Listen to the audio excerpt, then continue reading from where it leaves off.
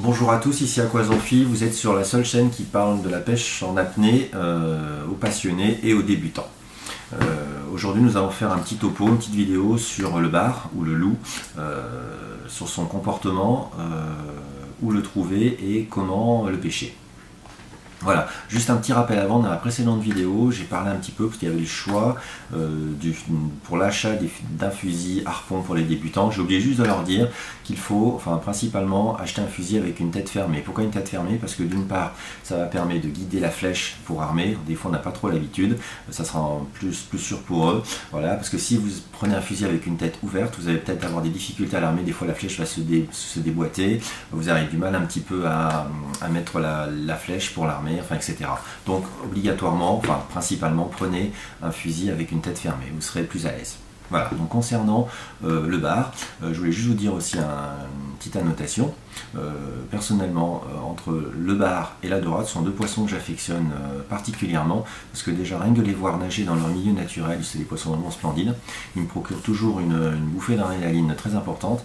Et deuxième petit point, quand on arrive à les flécher, ce sont des poissons qui sont assez toniques, donc de grandes sensations, vous pouvez avoir de grandes sensations et surtout aussi vous avez toujours peur que ça se décroche, que voilà, bon, etc.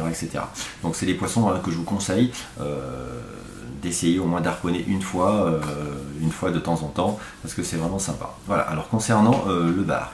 Donc le bar, au niveau de son comportement, donc c'est des poissons, en fin de compte, qui sont très peu craintifs. Donc ça, c'est vraiment une grande particularité. Donc c'est des fois des gros spécimens qui viennent comme ça, vous êtes en train de nager en surface, et puis ils viennent vous voir un petit peu, ils viennent comme vous toiser, ils passent à 1 ou 2 mètres de vous, et puis ils passent devant vous comme ça, comme si rien n'était. Donc c'est des poissons qui sont très peu craintifs.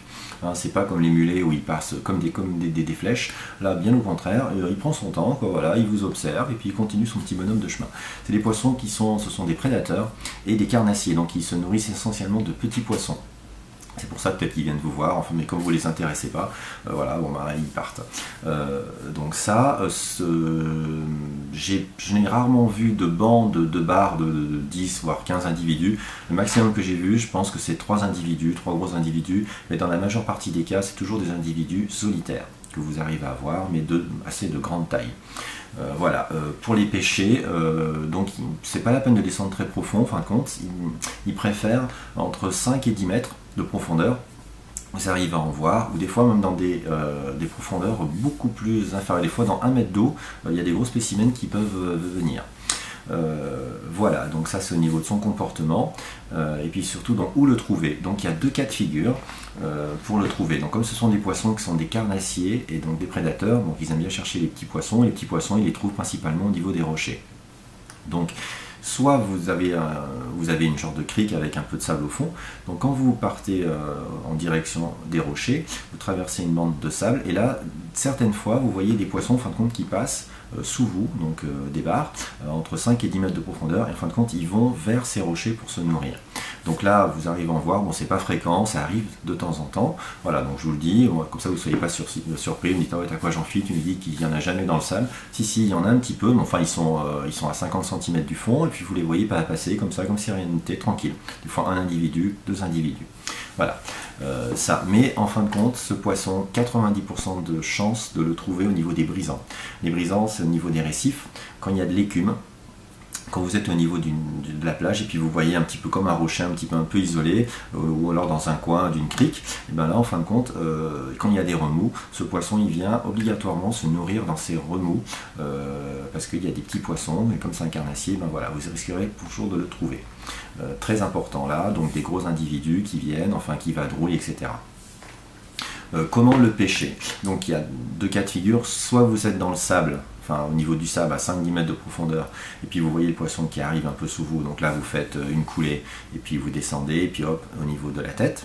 Sinon, la majeure partie des cas c'est dans les brisants, donc c'est vraiment, le poisson est pratiquement en surface, dans ces cas-là, on va dire entre 1 mètre d'eau, vous le voyez un petit peu, là, il passe devant vous, donc là, les 90% aussi de chances de l'avoir, c'est en fin de compte quand il se trouve de profil.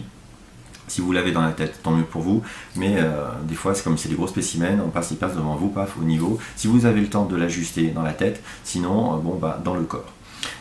Ça, aussi un cas particulier assez important, et puis assez incroyable, ça m'est arrivé 1 ou 2 fois. Des fois quand vous êtes tellement content d'avoir le poisson, des fois ça vous arrive, il est vraiment tout près de vous et il manque de peau, vous le loupez, donc vous tirez soit en dessus ou en dessous.